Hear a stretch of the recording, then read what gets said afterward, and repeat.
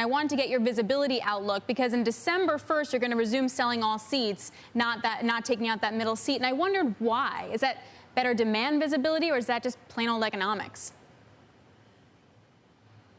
Well, great to be with you, Alex. And yeah, that was a great setup. And I didn't hear anything I disagreed with. So yeah, it feels like the third quarter is the low point, and it feels like things will improve from here. We definitely are having a better October than we had in the third quarter.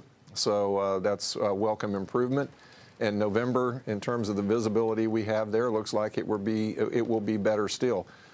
She was talking about the cash burn, and our cash burn is now down to $12 million a day, which I can't believe I'm celebrating that, but in any event, it's definitely a good progress. So we're hoping for better revenues in the fourth quarter and also lower cost. So we should narrow our loss yet again in the fourth quarter. And beyond that, who knows? I think the demand is just difficult to predict in this environment.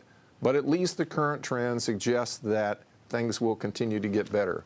Got to have a vaccine, got to reach herd immunity, and then I think we can hope for demand to begin to recover to more normal levels. So we got a long way to go. Gary, good morning. It's Guy. Great to be with you. Thank you, as ever, for your time. You bet. I'd love to talk about your people. You've really supported your people throughout this entire crisis. You've already indicated that you're not going to furlough anybody until year end. My question is, what kind of revenue numbers do you need to see? What kind of demand do you need to see? What kind of government support do you need to see for that to continue into next year?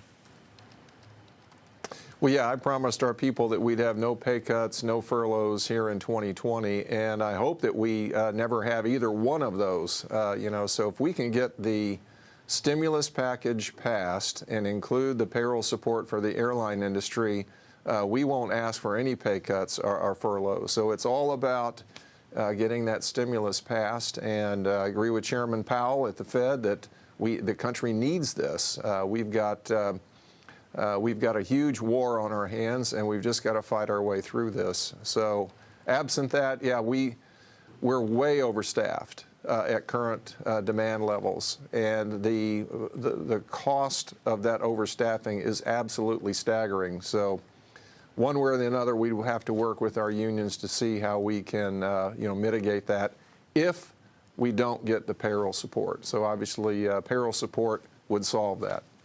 When do you need it by? What's the timeline here, Gary? Well, it's political, so... but when do you need it? When do you feel like it's now or at crunch time?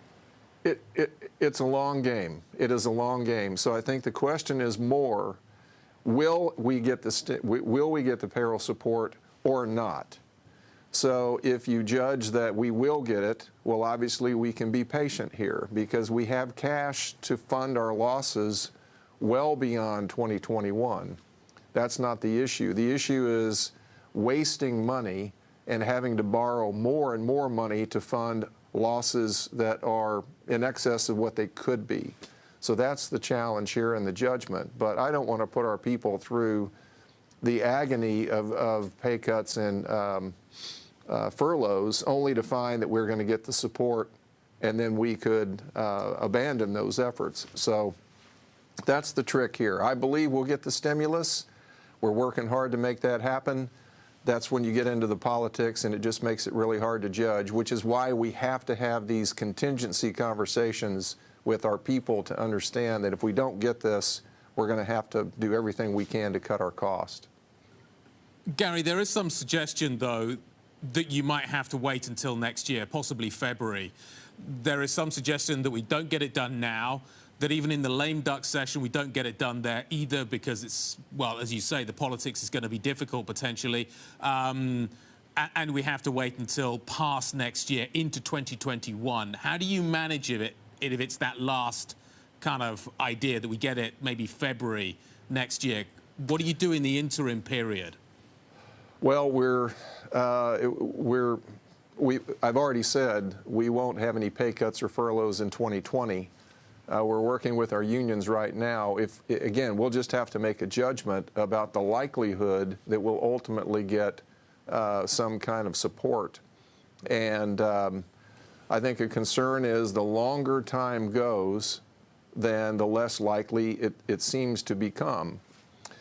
We may need to see what happens on election night. And, you know, a lot of people believe, I was listening to your show, you know, a lot of people believe that the stimulus is going to happen after the election. So we're just going to have to play this game out as best we can and just make sure that we put Southwest in a position where it is strong and healthy and in a competitive position to win relative to the rest of the industry.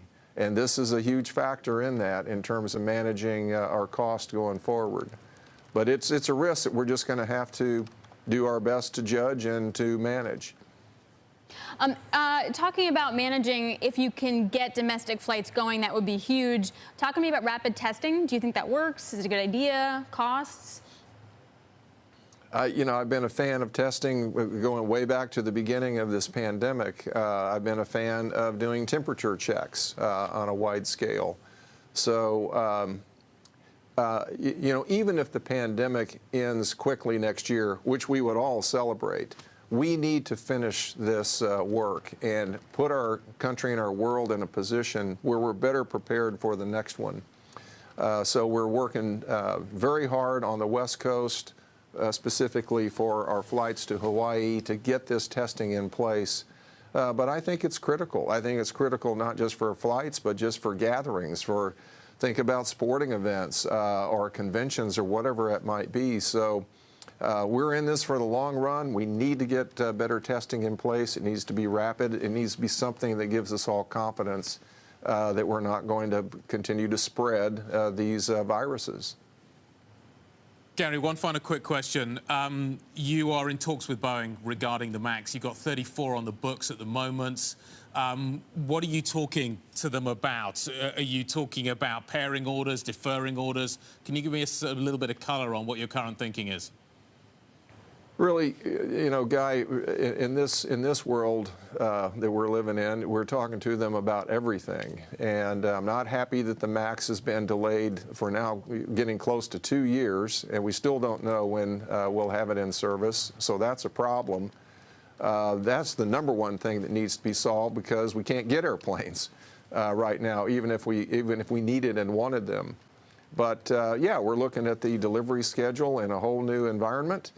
And we're looking at the pricing in a whole new environment, and obviously we need certainty around the MAX period. So all those things are being discussed.